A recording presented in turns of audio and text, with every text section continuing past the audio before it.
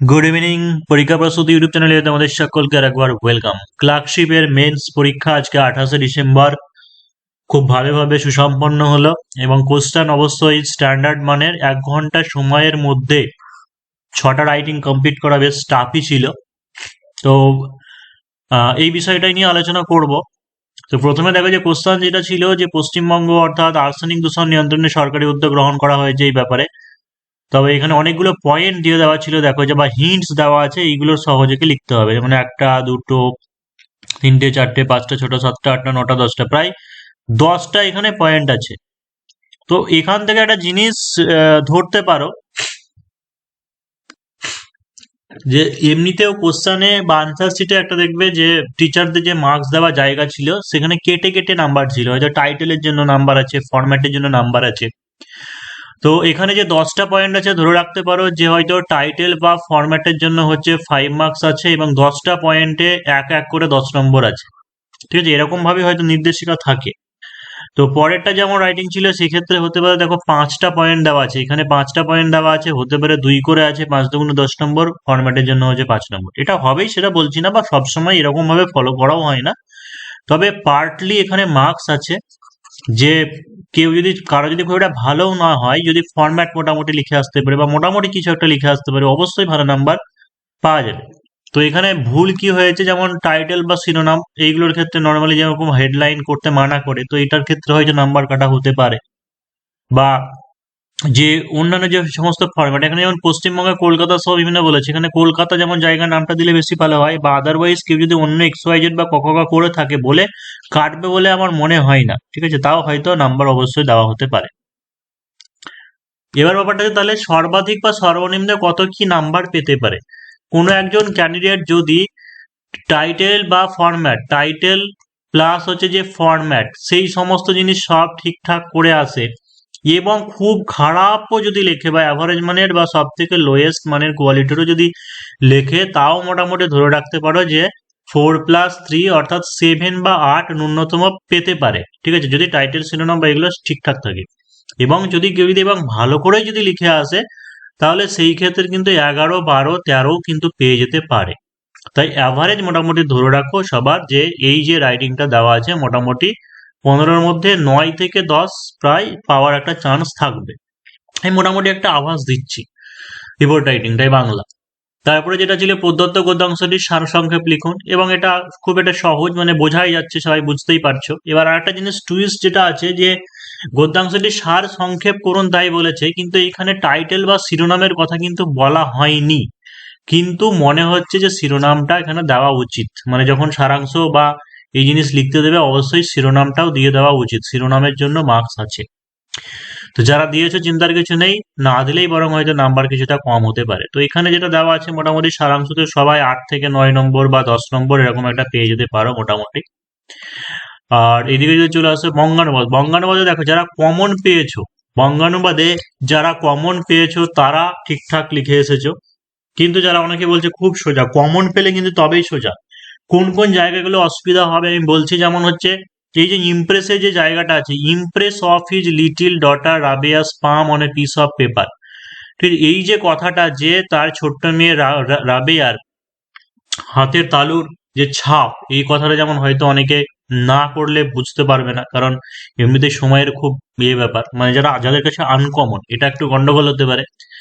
Next গন্ডগোল যেটা হতে পারে সেটা হচ্ছে হি ওয়াজ হকিং ডেলিকেসি। ঠিক আছে, এটা যতদূর সম্ভব মানে এরকম যে ফেরি ফেরি করা, হকিং হকারি বলে, ও ফেরি করা। ডেলিকেসি মানে হয়তো সুস্বাদু বা এরকম কিছু খাবার যখন ইয়ে করছিল ফেরি করে সেই সময়, এরকম মানে হয়তো হবে। এইটা এই লাইনটাও ট্রেজার ফ্রম দা, এটাও একটু কঠিন আছে বলতে পারো। ঠিক আছে, এটাও একটু কঠিন আছে। তাই যতটা আপাতদৃষ্টিতে কেউ যদি কমন পেয়ে থাকে, ওই যে বললাম কমন পেয়ে থাকলে ভালো কথা। কেউ যদি তাই কমন পেয়ে থাকে তাহলে অবশ্যই এখানে 17-18 নম্বর একটা পেয়ে যাওয়ার সম্ভাবনা থাকছে। কিন্তু আনকমন যদি থাকে তাহলে কিন্তু অনেকেই 12-13-র ঘরেও কিন্তু আটকে থাকতে পারে, 10-11-র ঘরেও কিন্তু আটকে থাকতে পারে। সেই কারণে এখানে আমি অ্যাভারেজ 13 বা 14 এরকম একটা ধরছি। তাহলে 13 বা 14 নম্বর যদি হয় তাহলে কত দাঁড়ালো দেখো, বাংলা একটা অ্যাভারেজ মার্কস সেটা হচ্ছে 14 আর 9-এ 25, আর এইদিকে হচ্ছে 9-এ 33, 34। মানে মোটামুটি যারা ভালো মানের ক্যান্ডিডেট, ঠিক আছে, অবশ্যই 30 বা 30, 35 মানে এরকম একটা স্কোর করা পসিবল হবে, সহজেই। কিন্তু ইংলিশ পার্টটা কমন আশা করি মনে হয় কারো রিপোর্ট রাইটিংটা কমন পাবে না। বাংলা অনেকে চুরি করার যেটা সেটা হতে পারে, বা তোমার জল আর্সেনিক দূষণ বা এরকম ধরনের করে, ঠিক আছে, বা ম্যালেরিয়া ফ্যালেরিয়া ছড়িয়েছে, ওইগুলো হতে পারে, কমন আসতে পারে। কিন্তু মনে হয় যে বিশেষ করে এটাতে কেউ কমন পাবে না, যে ডগ লাভার বা অমুক। আর একটা জিনিস যেটা দেওয়া আছে পার্টিসিপেট সায়েন্স আর টেকনোলজি, এটাও কমন পাওয়ার কথা নয়, কিন্তু হ্যাঁ সায়েন্স এক্সিবিশন বা এরকম অনেক সময় করানো হয়। যেমন এটা যেমন আমি বাংলাটা করিয়েছিলাম যে একটা বিজ্ঞান মনস্ক এরকম একটা অভিযান, কি সেটা এখানে ইংলিশটাই এসেছে, তো এরকম হতে পারে, করতে পারে। কিন্তু যেটাই যাই হোক, কিন্তু ইংলিশটা একটু নামিয়ে আসা মুশকিল হবে, কারণ অনেকে এই উপরের টপিকটা করেছে, অনেকে এই টপিকটাও করেছে। তো এখানে একটা ব্যাপার আছে যে imagine that as a student of an institution you had participated in a science and technology exhibition as a leader of the team write a report on exhibition and what you showcased there your special skill. অর্থাৎ এইখানে কিন্তু কোথাও দেখো যে report writing এ যে বলছে draft report on any one the following, এখানে draft report বলেছে, এটা খসড়া প্রতিবেদন। এই জায়গাতে কিন্তু নিউজ পেপার রিপোর্ট কিন্তু বলেনি, নিউজ পেপার রিপোর্ট বলেনি। সেই কারণের জন্য আমার মনে হয় যে কোথাও নিজস্ব সংবাদ মানে বাই স্টাফ রিপোর্টার এই কথাটা লেখা, এই কথাটা দেওয়া উচিত নয়। এই জায়গাতে উপরে টাইটেল দিয়ে নিচে যে জায়গা মানে লিখতে হয় বাই স্টাফ রিপোর্টার, সেই জায়গায় হয়তো বাই এক্স তুমি লিখলে, যে এক্স যে ব্যক্তি সে লিখেছে, মানে তুমি লিখেছো, তোমার নাম ওইখানে দেওয়া মানা বলে।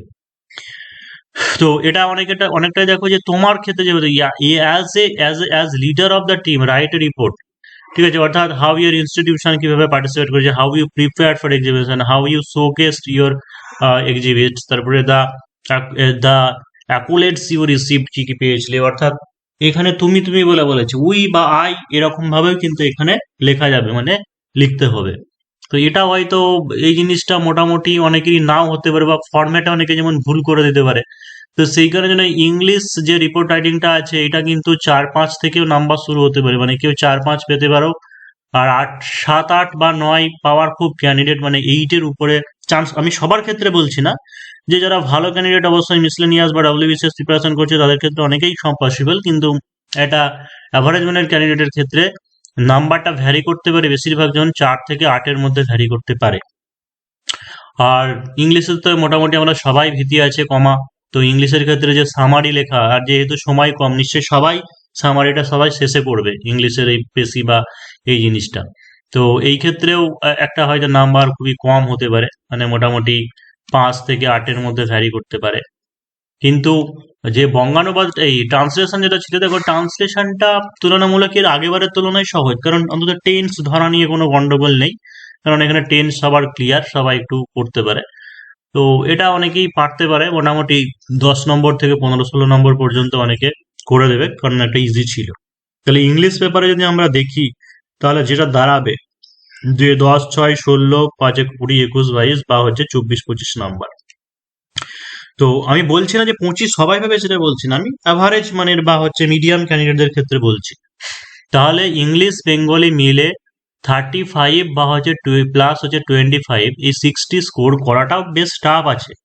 কিন্তু যারা বেসিক নলেজ যাদের আছে, একটা সেন্টেন্স স্ট্রাকচার করার ক্ষমতা আছে, এবং যারা টাচের মধ্যে ছিল, মানে মোটামুটি যে ফরম্যাট এইগুলো যদি ঠিকঠাক থাকে, তাহলে 60 অনায়াসে পেয়ে যেতে পারো, মানে পাবে। এবার তাহলে কাট অফের ব্যাপার নিশ্চয়ই সবাই বলবে, সেই জন্যই বলি যে ইউআর এর আগেবার প্রিলিমসে কাট অফ 65 হয়েছিল, সেখান থেকে কত হয়েছিল 137 হয়েছে, কাট অফ মেরিট লিস্ট হয়েছিল, মানে কত নম্বর বেশি পেতে হয়েছিল, যে হচ্ছে 72 ইনক্রিজ হয়েছিল কাট অফ থেকে। মানে কেউ যদি ন্যূনতম কাট অফ 65ই যদি কেউ পেয়েছিল, তাহলে তাকে 72 পেতে হয়েছিল, তবে সে চাকরিটা পেয়েছিল। এবারে কাট অফ কত কত হয়েছে প্রিলিমসের ক্ষেত্রে, 49 হয়েছে ইউআর। তো আমি এখানে 50 ধরে নিচ্ছি, যে 50 ধরে নিচ্ছি, 50 প্লাস 70 যদি ইনক্রিজ হয়, তাহলে কত দাঁড়াবে, সেটা হচ্ছে 120। ঠিক আছে, 120 হয়তো ফাইনাল মেরিট মানে পাওয়ার জন্য, আমি যে কোনো বলছি রিজিওনাল, মানে লোয়েস্ট যে কাট অফ রিজিওনাল পাওয়ার জন্য আমি বলছি যে 120 পেতে হবে। কিন্তু আর একটা জিনিস যেটা অ্যাডভান্টেজ আছে, এর আগেবার 7200 ভ্যাকান্সি ছিল, এবার যেটা শোনা যাচ্ছে যে মিনিমাম 9000 ভ্যাকান্সি আছে, এরকমটা বলা হচ্ছে, যে 8500 থেকে 9000 ভ্যাকান্সি রয়েছে। তো এখানে কিন্তু একটা প্লাস পয়েন্ট পাওয়া যেতে পারে। আর একটা প্লাস পয়েন্ট পাওয়া যেতে পারে যে এর আগেবার খাতা চেকিং এর ক্ষেত্রে কিছু একটা গন্ডগোল হয়েছিল বা ঠিকঠাক প্রপার ওয়েতে চেক হয়নি, এটা একটা ব্যাপার হতে পারে। কিন্তু এবার মনে হয় যে সেই ব্যাপারটা একটু ভালো করে দেখা হতে পারে, তাই এত নাম্বার হয়তো হেরফের নাও হতে পারে ক্যান্ডিডেটদের সঙ্গে। তো মোটামুটি এবার আমার যেটা মনে হয় যে 115-15 হয়ে যাওয়ার সম্ভাবনা থাকবে। জানি না, বাকিটা ডিপেন্ড করছে, রেজাল্ট এলেই বুঝতে পারবে। এর প্রসঙ্গে বলি, এমনিতেই দেখো যে 49 কাট অফ হয়েছে, যেটা আগে প্রিভিয়াস ইয়ারে 65 কাট অফ হয়েছিল। তাহলে এমনিতেই তো হচ্ছে 16 নম্বর কম। তাহলে 137 থেকে 16 নম্বর যদি বাদ দেওয়া হয়, তাহলে এমনিতেই তোমার হচ্ছে 100 তোমার 20-21, এমনিতেই 120-21 কাট অফ দাঁড়াচ্ছে, মানে সেই পিছনের যদি প্রিভিয়াস ইয়ারের ট্রেন্ড অনুযায়ী ধরি। তো সেই কারণে জন্য 115 অবশ্যই একটা চান্স থাকবে। 125-এর মধ্যে যারা সেক্রেটারিয়েট বা ফ্যাক্টরিয়েট এরকম বলছো, তাদের ক্ষেত্রে হয়তো 125-25 হয়ে যেতে পারে। তো অবশ্যই ওবিসি যারা আছে 4-5 নম্বর 6 নম্বর তো কম হতেই পারে, মোটামুটি 110 হয়ে যাওয়ার সম্ভাবনা। এসসি ক্যান্ডিডেট যারা, তাদের মোটামুটি 107 বা 108 হয়ে যাওয়ার সম্ভাবনা। এসটি ক্যান্ডিডেট যেমন আরো কম হতে পারে, বা এসসিদের 105 হয়ে যেতে পারে। এসটি ক্যান্ডিডেট মোটামুটি 95 এরকম হতে পারে। আর যারা ইডব্লিউএস ক্যান্ডিডেট আছে, দেখো ইডব্লিউএস এর যেহেতু 11.75 কাট অফ হয়েছিল প্রিলিমসে, কিন্তু এখানে একটা জিনিস দেখতে হবে যে ইউআর, ওবিসি এবং ইডব্লিউএস এদের সবার কিন্তু মিনিমাম যে একটা কোয়ালিফাইং মার্কস আছে সেটা কিন্তু 40%, অর্থাৎ 40% মানে কি 200-র মধ্যে, ওইদিকে প্রিলিমস 100, এইদিকে 100, অর্থাৎ টোটাল যেটা মিনিমাম তোমাকে 80 তুলতে হবে, কিন্তু 80 মার্কস মানে যারা, কেউ ধরো 12 পেয়েই যদি পাস করে থাকে ক্লার্কশিপের ক্ষেত্রে, তাহলে 12 পেলে তো হবে না, তাকে 68 নাম্বার পেতে হচ্ছে মেন্সে। তাই যারা ইডব্লিউএস ক্যান্ডিডেট মোটামুটি 40-45 প্রিলিমসে পেয়েছো, আর যদি মেনেও যদি এরকম 40-35 পেয়ে যাও, তাহলে অবশ্যই তোমাদের মিনিমাম যে কোয়ালিফাইং মার্কস, সেই মিনিমামটা পেলে আশা করি তোমরা চাকরি পেয়ে যাবে। বাকিটা আমি জানি না, আমার যেটা মনে হলো, যতটুকু আমার এক্সপিরিয়েন্স আছে সেই অনুযায়ী বললাম, এরকম হলে অবশ্যই সম্ভাবনা থাকবে। তো যাদের মোটামুটি প্রিলিমসের ক্ষেত্রে 60+ নাম্বার আছে এবং অ্যাভারেজ মানে 6টা রাইটিংই লিখে এসেছো, সে কমা হোক, তারা অবশ্যই মাঝে মধ্যে টাইপিং প্র্যাকটিস করতে পারো। দেখো রেজাল্টের ব্যাপারটা এখনো অফিসিয়ালি তো কিছু জানা যায়নি, কিন্তু একটা জিনিস জেনে রাখবে যে প্রিভিয়াস ইয়ারের রেকর্ড চেক করলে যে প্রিলিমসের রেজাল্টটা দিতে দেরি হয়, কিন্তু মেন্সের রেজাল্ট কিন্তু খুব তাড়াতাড়ি পাবলিশ হয়ে যায়, অর্থাৎ 2 থেকে 3 মাসের মধ্যে কিন্তু পাবলিশ হয়ে যায়, 2 থেকে 3 মাসের মধ্যে। তো সামনে যেহেতু ভোট আসছে, যেমন কনস্টেবল খুব দ্রুত প্রসেসে এগোচ্ছে পুলিশ লাইনে, তো সেরকমটা হতেও কিন্তু পারে যে হয়তো দেখা গেল যে ফেব্রুয়ারি লাস্টে বা মার্চের মধ্যে মেনের ক্লার্কশিপের পরীক্ষার রেজাল্ট দিয়ে দেওয়া হলো। এর আগেবার কিন্তু তাই করা হয়েছিল সম্ভবত, এইরকমই ডিসেম্বরের 3rd উইকে পরীক্ষা হয়েছিল, মার্চের 10, 12, 15 তারিখের মধ্যে কিন্তু রেজাল্ট দিয়ে দেওয়া হয়েছিল। তো হতেই পারে কিন্তু সেরকমটাও করা হতে পারে। তাই অবশ্যই মাঝে মধ্যে টাইপিংটা তোমরা করতে পারো, যে 20টা যে আছে ইংলিশে 1 মিনিটের শব্দ তোলে, এমন কিছু কঠিন ব্যাপার নাই, আস্তে আস্তে টুকটাক করে করলেই হবে। এমনকি ল্যাপটপে যদি নাও থাকে, কম্পিউটার নাও থাকে, তাও কোনো অসুবিধা নেই, কিবোর্ড লাগিয়ে মোবাইল থেকেও টাইপিং প্র্যাকটিস করতে পারো। তো যাই হোক, এইটুকুই বললাম।